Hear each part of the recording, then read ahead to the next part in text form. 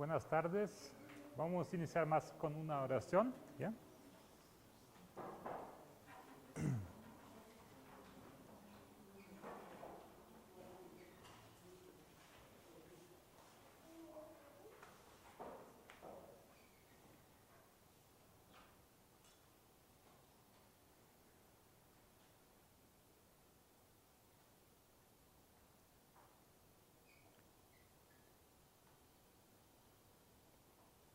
Amén.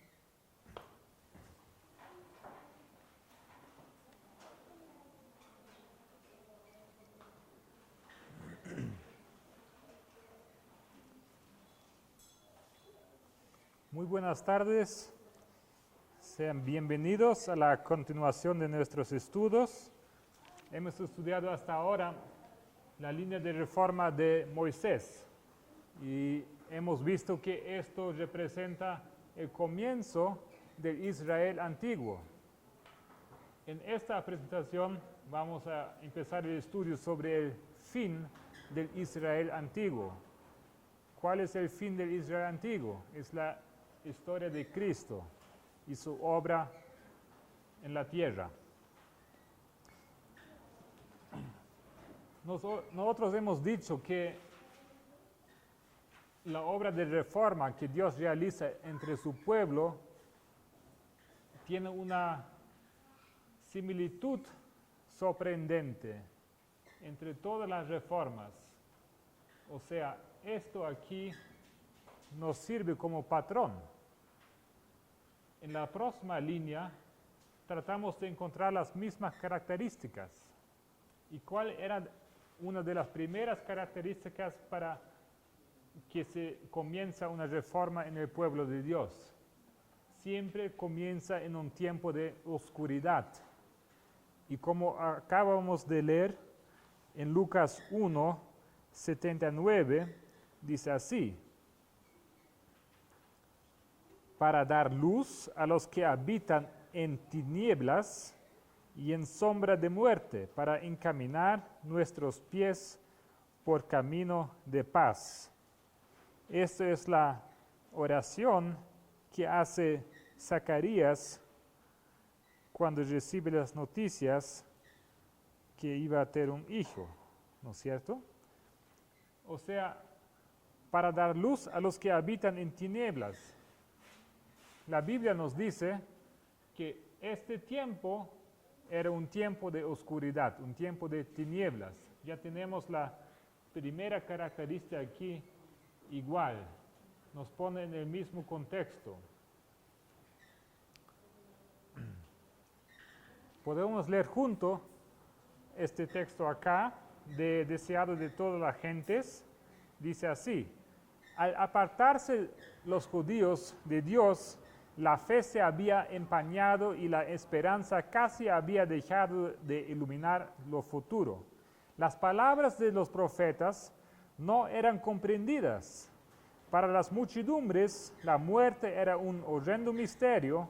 Más allá todo era incertidumbre y lobreguez. No era solo el lamento de las madres en Belén, sino el clamor del inmenso corazón de la humanidad en que llegó hasta el profeta a través de los siglos. La voz oída en Ramá, grande lamentación, lloró y gemido. Raquel que llora a sus hijos y no quiso ser consolada porque perecieron. Y en el próximo, los hombres moraban sin consuelo en región y sombra de muerte, con ansia en los ojos esperaban la llegada del libertador, cuando se disiparían las tinieblas y se aclararía el misterio de lo futuro. O sea, ellos, ¿dónde vivían? ¿En cuál tiempo? ¿Quién reinaba sobre ellos en esta época? Los romanos, ¿no es cierto? ¿Eran libres? No. Así igual como en el tiempo de Moisés, eran esclavos de los egipcios, aquí se encuentran en una situación lamentable también. No son libres. tienen cierta libertad, pero no pueden hacer todo como quieren y viven en un tiempo de oscuridad. Y están esperando el Mesías, el libertador, ¿no es cierto? ¿Y por qué esta oscuridad? Como hemos dicho también, ¿cómo podemos llamar esta situación aquí? ¿Alguien se acuerda? Es también lo que llamamos del misterio de iniquidad. ¿Qué es el misterio de iniquidad? A ver, ¿quién ha prestado atención? El misterio de iniquidad es una mezcla de la verdad con la mentira. Ustedes se acuerdan del Evangelio eterno, hay dos cosas que no se pueden mezclar, ¿no es cierto? Y justo lo que ocurre en el misterio de iniquidad, se han mezclado esos dos. En el próximo vemos aquí, he colocado una frase ahí, las influencias de educación griega y decadencia romana. Los judíos en aquel tiempo ya habían adaptado muchas cosas de otras culturas, de los griegos y de los romanos. Vamos a leer junto el texto de deseado de todas las gentes. Dice así: en los días de Cristo, el pueblo o ciudad que no hacía provisión para la instrucción religiosa de los jóvenes, se consideraba bajo la maldición de Dios. Sin embargo, la enseñanza había llegado a ser formalista. La tradición había suplantado en gran medida a las escrituras. La verdadera educación debía inducir a los jóvenes a que buscasen a Dios sin alguna manera palpándole a alguien. Pero los maestros judíos dedicaban su atención al ceremonial, llenaban las mentes de asuntos inútiles para el estudiante que no podrían ser reconocidos en la escuela superior del cielo. La experiencia que se obtiene por una aceptación personal de la palabra de Dios no tenía cabida en su sistema educativo. Absortos en las ceremonias externas, los alumnos no encontraban tiempo para pasar horas de quietud con Dios. ¿Qué hemos dicho sobre Moisés? ¿Qué era necesario para que pudiese desaprender lo que había aprendido en Egipto? ¿Quién se acuerda? Eran 3 cosas necesarias. Tiempo, comunión con Dios y cambio de ambiente. Aquí dice, no encontraban tiempo para pasar horas de quietud con Dios. No oían su voz que hablaba al corazón. En su búsqueda de conocimiento, se apartaban de la fuente de la sabiduría. Los grandes hechos esenciales del servicio de Dios eran descuidados. Los principios de la ley eran obscurecidos. Lo que se consideraba con educación superior era el mayor obstáculo para el desarrollo verdadero. Miren qué interesante. Lo que se consideraba como educación superior, o sea, ¿qué sería hoy en día? ¿Qué es educación superior? Universidad, por ejemplo, ¿no es cierto? Maestrado, doctorado, esas cosas son educación superior hasta la escuela que todos nosotros vamos, ¿ya? Eso es educación superior. ¿Y esto qué era? Era como obstáculo para el desarrollo verdadero. Bajo la preparación que daban los rabinos, las facultades de la juventud eran reprimidas. Su intelecto se paralizaba y estrechaba. Ahora les pregunto, ¿están hablando aquí de qué escuela, de qué educación superior? ¿De los romanos? ¿No? ¿De quién? De los propios judíos, ¿no es cierto? Nosotros vamos a ver que nosotros nos llamamos como Israel espiritual, ¿no es cierto? Esos aquí son nuestros antepasados. O sea, hay un paralelo entre el liderazgo de aquel tiempo y del nuestro. Hay un paralelo entre la educación superior de aquel tiempo y en nuestro tiempo. Así debemos entender la palabra de Dios. Si no, no nos sirve como ejemplo, ¿no es cierto? Avancemos.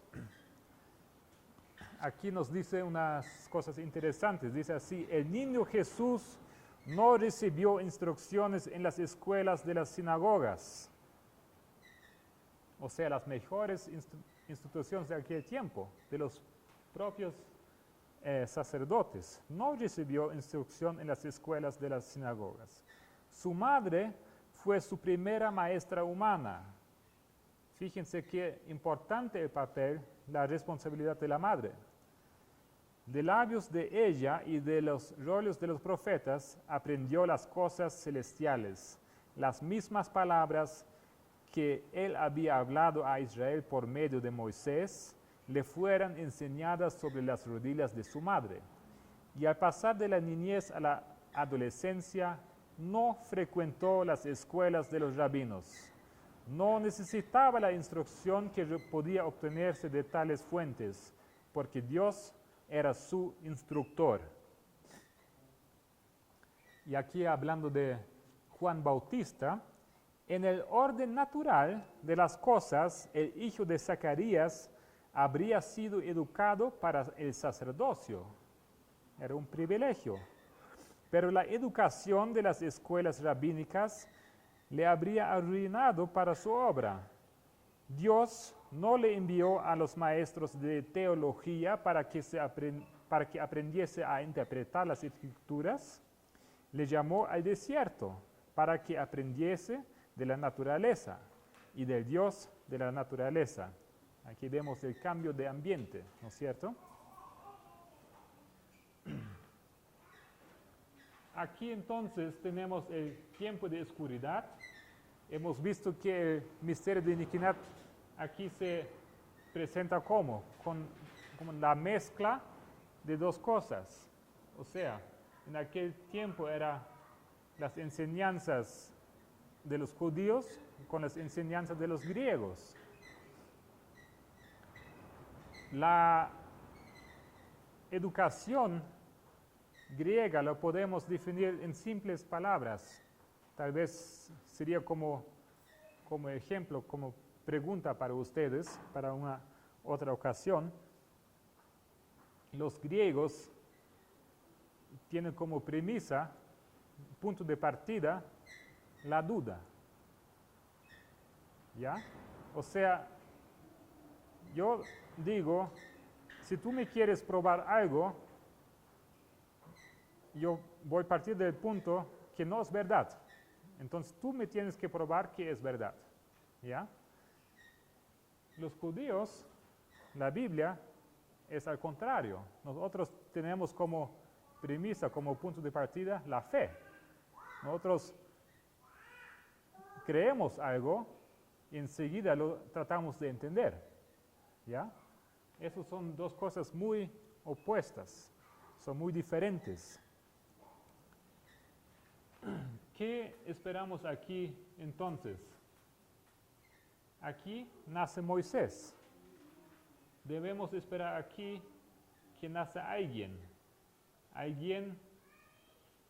que inicia esta reforma en el pueblo. ¿Quién será esta persona? A ver, ¿quién me puede ayudar? A ver, alguien de este lado.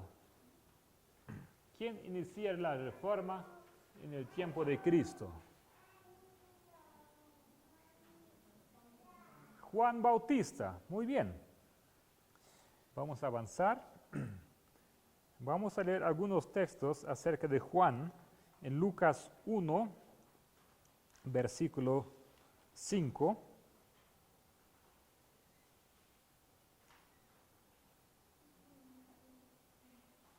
Aquí cuenta la historia de Zacarías, ¿no es cierto?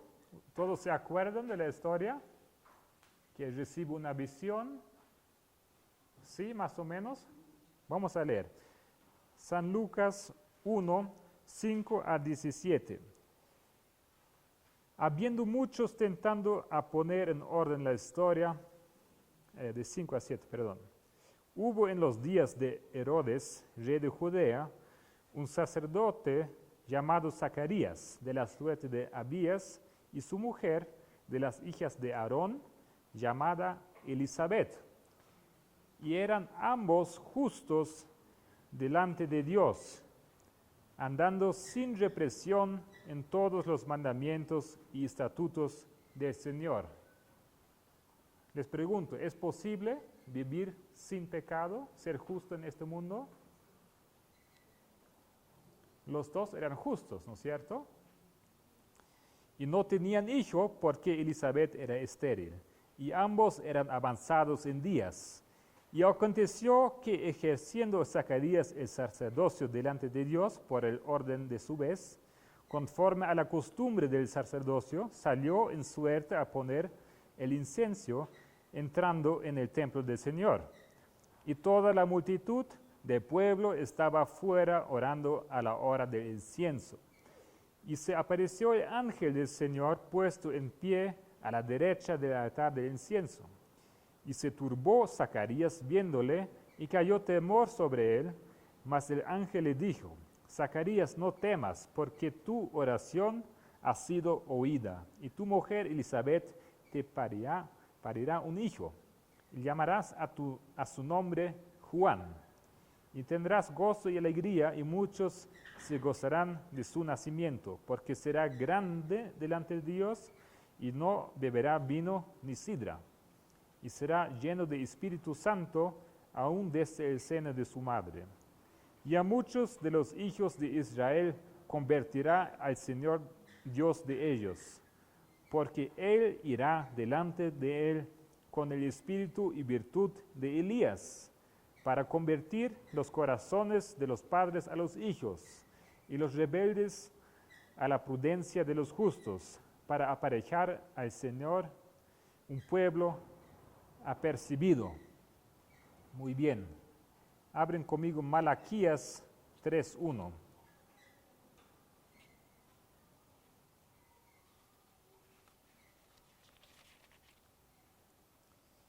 Dice así Malaquías 3:1.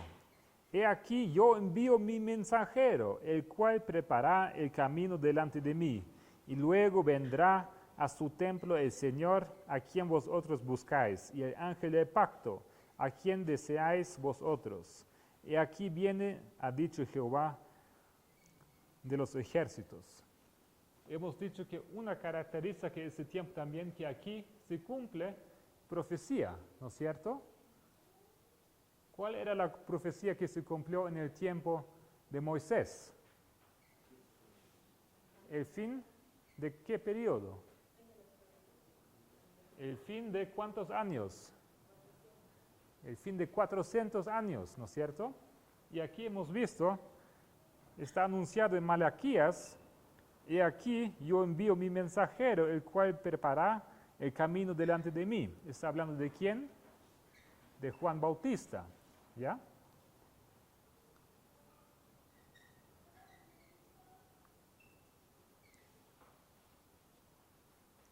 Muy bien. ¿Quién más está anunciado para el tiempo de Cristo? Pues Cristo, ¿no es cierto? Abren conmigo Isaías 7.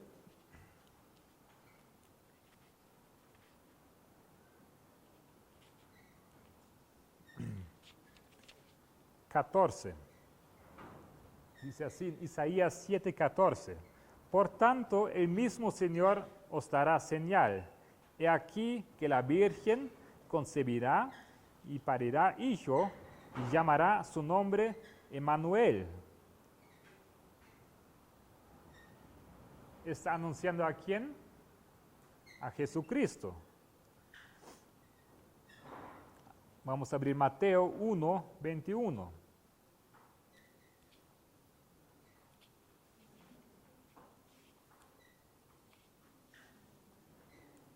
Mateo 1:21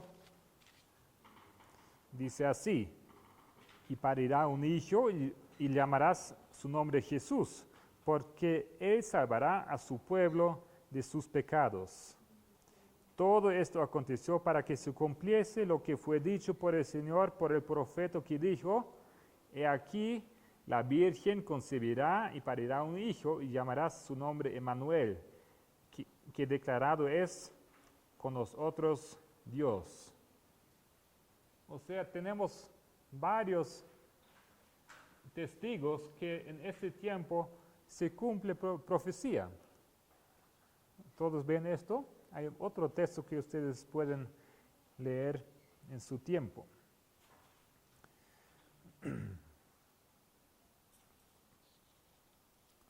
Muy bien. ¿Qué hemos establecido aquí? Hay un aumento de conocimiento, ¿no es cierto? ¿Qué era ese aumento de conocimiento en el tiempo de Moisés? A ver, ¿quién se acuerda? ¿Nadie sabía que iba a acabar los 400 años? Algunos sí estaban esperando, ¿no es cierto? ¿Quién, por ejemplo? La madre de Moisés, ¿no es cierto? Ella estaba esperando y por eso trató de salvar a su hijo y lo educó de una manera especial, ¿no es cierto? ¿Quién también sabía que iba a ser levantado un libertador en su pueblo? El propio Moisés. ¿Se acuerdan que él quería ir adelante y comenzar esa obra de su propia fuerza? Pues él sabía que él iba a ser el libertador del pueblo. Así también en este tiempo, en nuestro tiempo acá, esperamos que haya gente que tenga un aumento de conocimiento. ¿Quién serían estas personas? ¿Había alguien que sabía que estaba por acontecer? Los pastores, muy bien. Los sabios del oriente, ¿sí? ¿Ellos sabían?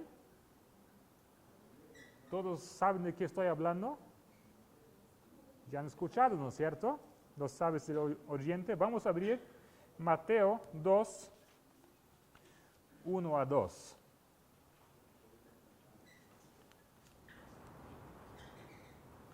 Dice así: ¿Y cómo fue nacido Jesús en Betlem de Judea en días del rey Herodes? He aquí unos magos vinieron del oriente a Jerusalén, diciendo: ¿Dónde está el rey de los judíos que ha nacido?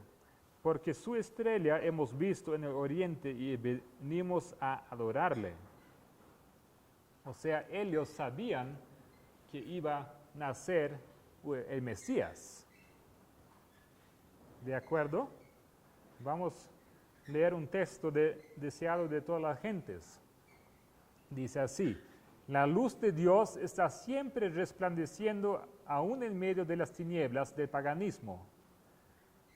Tiempo de tinieblas, pero mismo así, Dios siempre tiene algunos escogidos que entienden el tiempo en que viven. Mientras estos magos estudiaban los cielos tachonados de estrellas y trataban de escudriñar el oculto misterio de sus brillantes derroteros, contemplaban la gloria del Creador. Buscando un conocimiento más claro, se dirigieron a las escrituras hebreas. En su propia tierra se conservaban escritos proféticos que procedían la llegada de un maestro divino.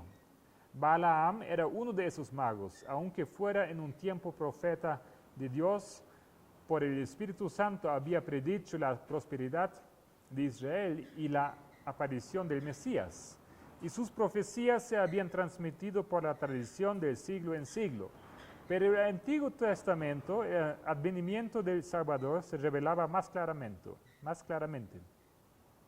Con gozo supieron los magos que su venida se acercaba, y todo el mundo iba a quedar lleno del conocimiento de la gloria de Jehová. O sea, estos magos sabían muy bien que estaba llegando el Mesías. Los pastores. Vamos a abrir Lucas 2, 1. 2:9.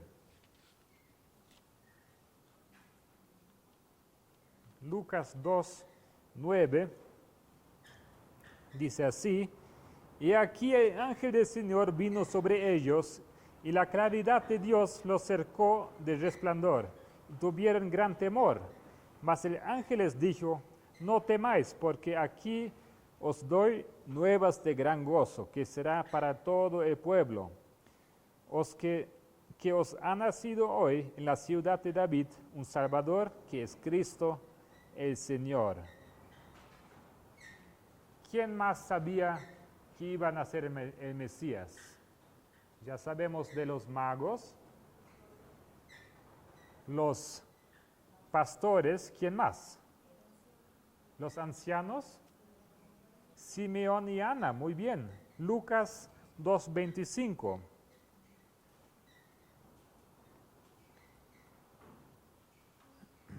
Dice así: y aquí había un hombre en Jerusalén llamado Simeón, y este hombre, justo y pío, esperaba la consolación de Israel, y el Espíritu Santo era sobre él. Y continuemos en versículo 34. Y los bendijo Simeón y dijo a su madre María: he aquí este es puesto para caída y para levantamiento de muchos en Israel, y para señal a la que será contradicho. Y, o sea, Simeón y Ana, esos dos también sabían que iban a ser el Mesías. Muy bien, vamos a avanzar. Ahí tenemos más algunas, no está bien, ¿puede volver? Hay más algunas referencias. Hemos visto que en el Antiguo Testamento claramente había anunciado la venida de un Mesías. También sabían dónde iban a ser el Mesías, ¿no es cierto?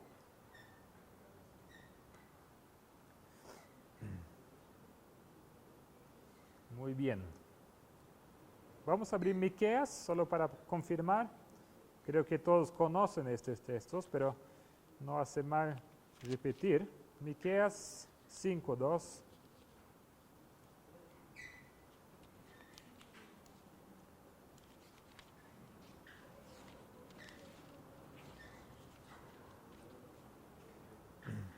Mas tú, Betlehem Efrata, pequeña para ser en los millares de Judá, de ti me saldrá el que será Señor en Israel, y sus salidas son desde el principio, desde de los días del siglo. O sea, los judíos tenían abundante información sobre cuándo y dónde y quién iban a ser, ¿no es cierto? No había disculpa.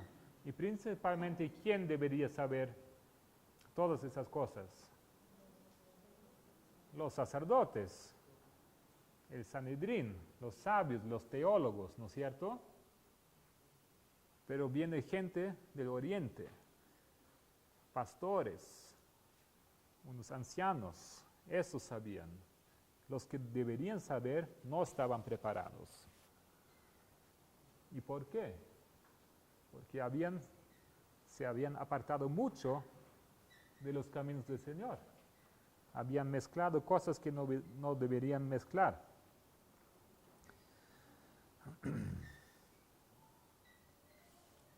Tengo aquí unos textos acerca de los 30 años.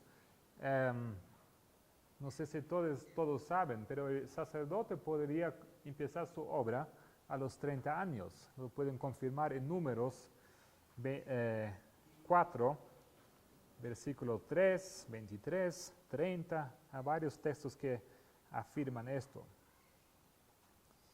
Así José también en Génesis empezó su obra a los 30 años.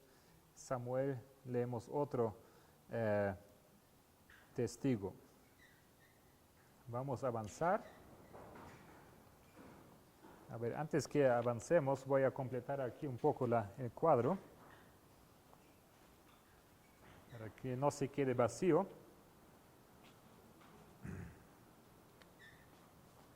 Ok, aquí voy a abreviar tiempo del fin, TDF. ¿ok? El primer mensaje angélico llega y también es oscuridad. Hemos leído.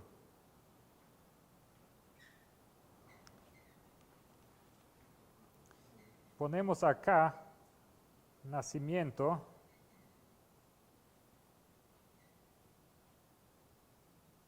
de dos. Juan Bautista y Jesús.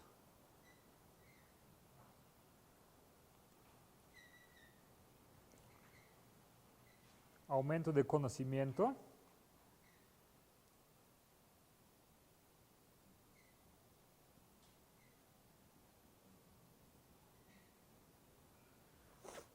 Y aquí, ¿qué debemos esperar entonces? Como próximo, la formalización del mensaje, que era en la historia de Moisés, lo que pasó en la zarza ardiente. Dios le da una misión, ¿no es cierto? La misma cosa aquí.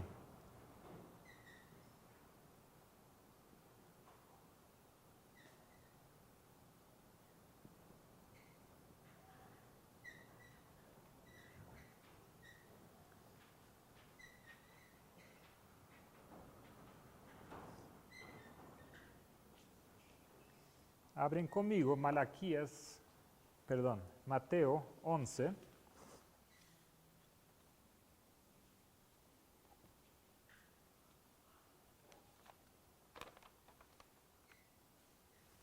A ver, antes que hablemos de estos, de Mateo 11, ¿qué había pasado acá en el tiempo del nacimiento de Moisés? Faraón quería hacer ¿qué? Quería matar a los niños, ¿no es cierto? ¿Ocurrió algo parecido en el tiempo de Jesús? Otro paralelo que tenemos acá, ¿ya? Y aquí en este tiempo que el liderazgo de los judíos debería saber, ellos no están preparados y vamos a ver que ellos son pasados por alto en este momento. No es que Dios no quería trabajar con ellos. Eran el pueblo escogido, ¿no es cierto? Eran los líderes, ellos deberían hacer esa obra, pero no estaban preparados. Y mucho peor, se ponen como enemigos, como vamos a ver más adelante. Pero tenemos aquí otro paralelo muy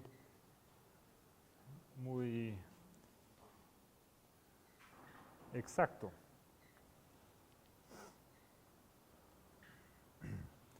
Ok, vamos a abrir Mateo 11.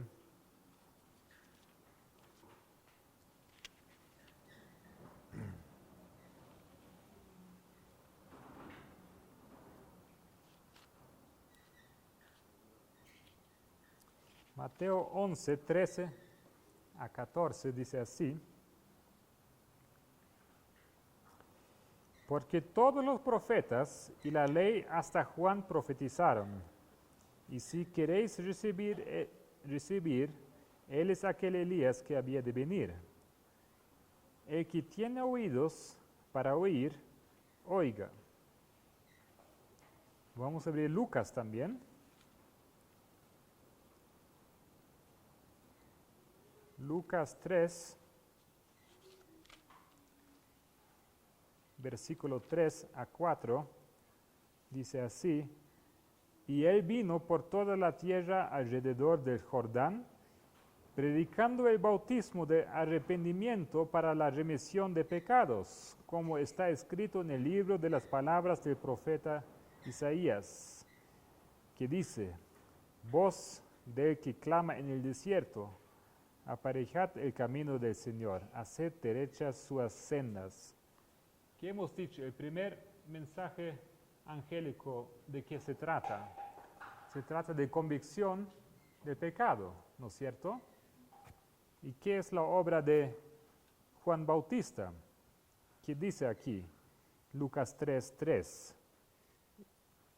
¿Ha venido por qué? para la remisión de pecados. O sea, es el mensaje del primer ángel que Juan Bautista está proclamando.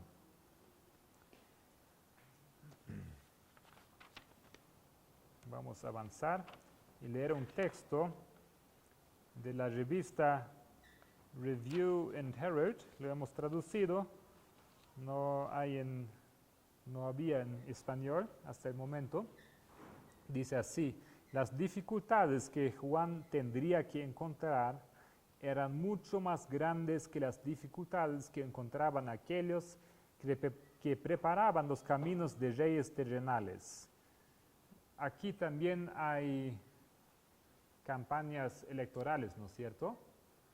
Y siempre se hace así mucho esfuerzo para que se elija un cierto político. Siempre hay mucho dinero envolvido, ¿no es cierto? En todos los países del mundo eso pasa, ¿no es cierto?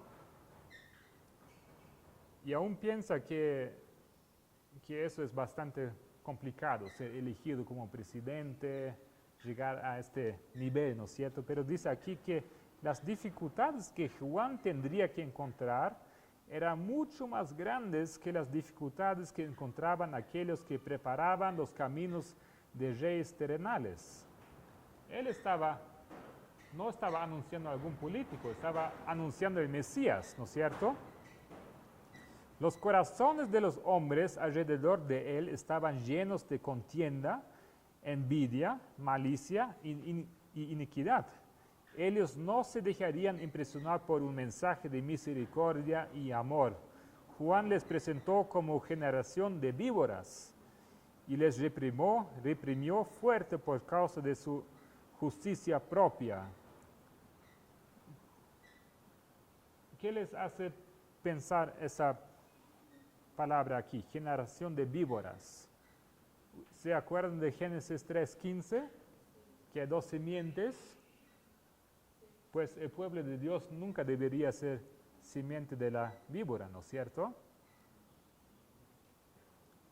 Pero vamos a ver que Juan no está hablando fuerte, no está mal educado, sino está hablando del Evangelio eterno. Y continúa el texto: el mensaje de Juan Bautista era un mensaje nuevo y alarmante y no podría ser entrelazado con las supersticiones y tradiciones de los fariseos.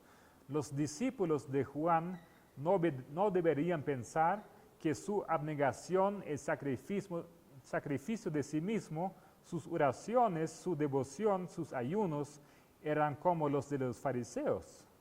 Los fariseos ayunaban en hipocresía y no había vitalidad en sus ejercicios religiosos.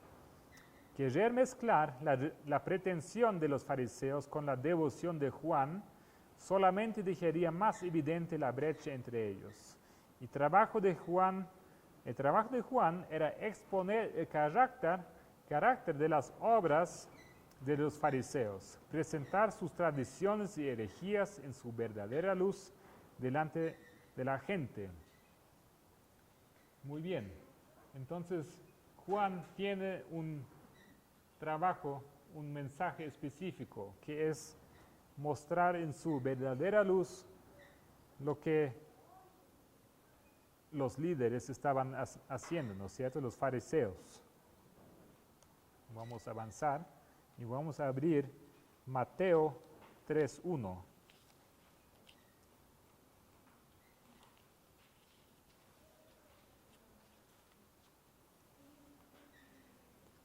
(3:1 a 2) dice así: y en aquellos días vino Juan el Bautista predicando en el desierto de Judea, diciendo: arrepentíos, que el reino de los cielos se ha acercado. Y aquí entramos en un mal entendimiento, en un conflicto que había en aquel tiempo. Los judíos estaban esperando ¿qué tipo de reino? Un reino terrenal. Muy bien. Pero ¿qué Jesús iba a traer para ellos?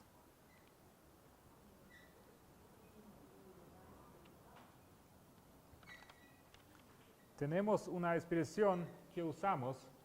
Una se llama lleno de la gloria y el otro es el lleno de la gracia. Jesús iba a traer ¿cuál reino al mundo? El reino de la gracia. Pero los judíos querían ¿qué? Querían gobernar sobre los romanos, ¿no es cierto? Querían un reino literal, un rey en este mundo. Querían un reino de gloria. Y lo que ocurre es que hoy en día se invirtió la situación. Hoy que estamos en el reino de gracia, muchos ya no quieren salir de esto y no quieren realizar que está por venir ahora el reino de la gloria. ¿Ya? Eso es importante que entendamos esta diferencia de los dos reinos.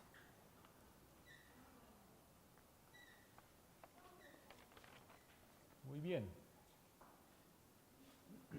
¿Qué hemos dicho que la circuncisión es símbolo de qué? Del bautismo. Aquí hemos dicho que el primer mensaje angelical recibe poder y siempre se manifiesta Dios de una forma especial. Un ser celestial aparece aquí. Aquí entonces debemos esperar lo mismo. Voy a escribir aquí.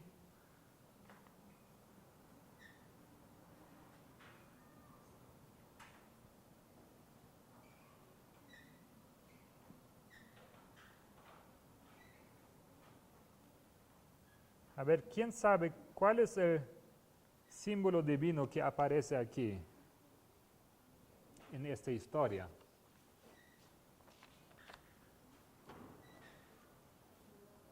¿Es bautismo de quién? De Jesús. ¿Aparece algún símbolo divino? Una paloma. Muy bien. A ver, lo vamos a confirmar en Mateo 3. ¿Puede avanzar? Mateo 3, 13.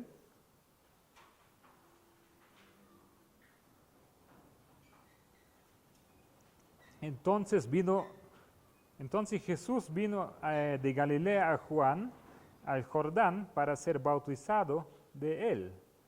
En 16, y Jesús, después que fue bautizado, subió luego del agua, y aquí de los cielos le fueron abiertos, y vino al Espíritu de Dios, que descendía como paloma, y venía sobre él. Y aquí una voz de los cielos que decía: este es mi Hijo amado, en el cual tengo contentamiento. Muy bien. Ok. Vamos a avanzar.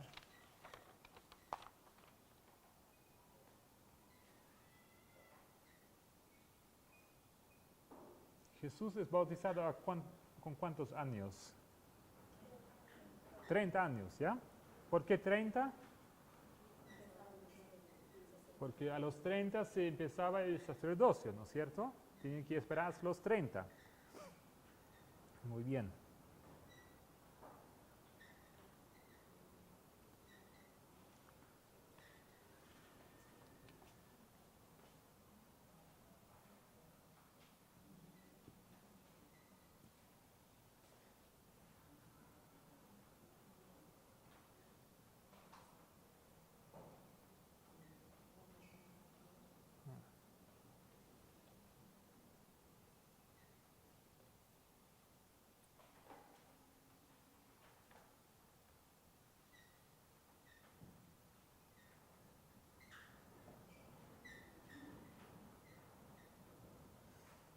Okay. Desciende aquí la paloma, y es el año 27 después de Cristo que esto ocurre. Vamos a abrir juntos Mateo 10, versículos 5 a 7.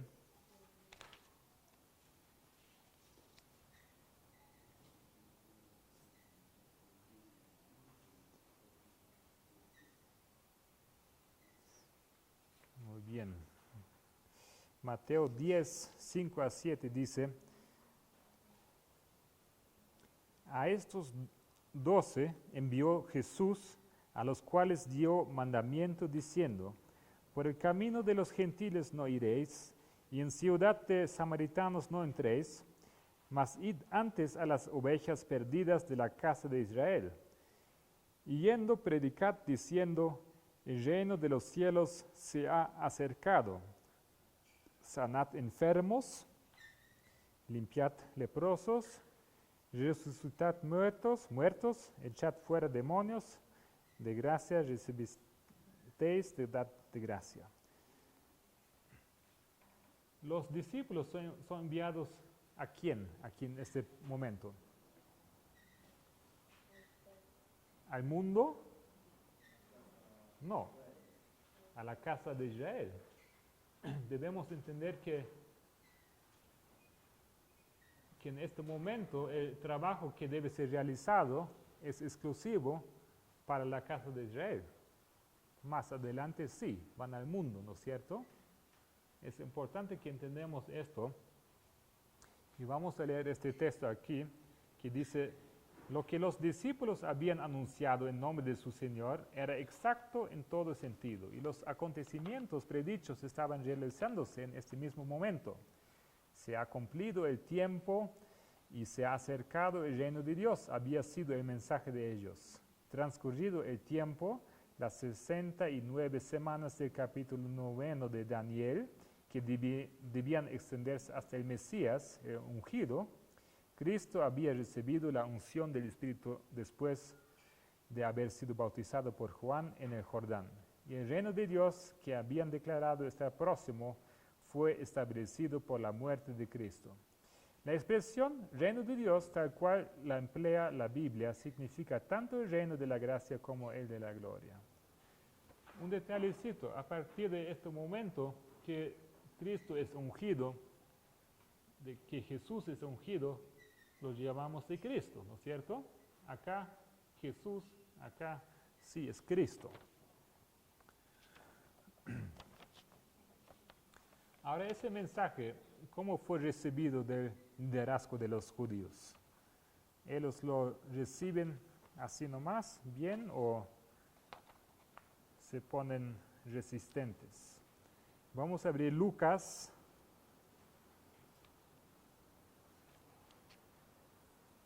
7.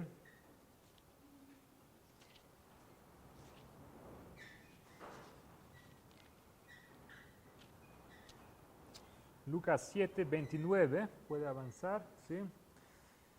Lucas 7, 29 dice así,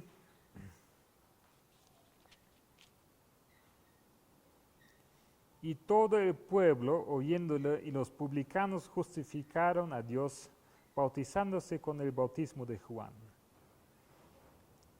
Mas los fariseos y los sabios de la ley desecharon el consejo de Dios contra sí mismos, no siendo bautizados de él. Ellos rechazan ¿qué? En términos proféticos. Están rechazando el primer mensaje angélico, ¿no es cierto? Y hemos visto que ¿se puede llegar al tercero sin el segundo? No. ¿Se puede llegar al segundo sin el primero? Tampoco. O sea, ellos están rechazando este mensaje luego al comienzo. Y así son excluidos de ese proceso. Son pasados por alto. El liderazgo del pueblo. Es muy triste porque ellos deberían saber, ellos tenían todo el conocimiento, conocían las escrituras de memoria, ¿no es cierto? Y vamos a leer aquí este texto deseado de todas las gentes, dice así, los judíos interpretaron erróneamente y aplicaron mal la palabra de Dios y no reconocieron el tiempo de su visitación. Esos años del ministerio de Cristo y sus apóstoles, los preciosos últimos años de gracia concedidos al pueblo escogido, los dedicaron a tramar la destrucción de los mensajeros del Señor. Las ambiciones terrenales los absorbieron y el ofrecimiento del reino espiritual les fue hecho en vano. Así también, hoy, el reino de este mundo absorbe los pensamientos de los hombres y no toma nota de las profecías que se cumplen rápidamente y de los indicios que el reino de Dios llega presto. Hermanos, hasta aquí vamos a estudiar y en la próxima presentación voy a continuar y vamos a tratar de completar esta línea. Pero quiero que ustedes se den cuenta de la similitud sorprendente de estas dos reformas. Hasta aquí hemos visto que las cosas tienen su exacto paralelo, ¿no es cierto? Hasta aquí entonces y vamos a encerrar con una oración.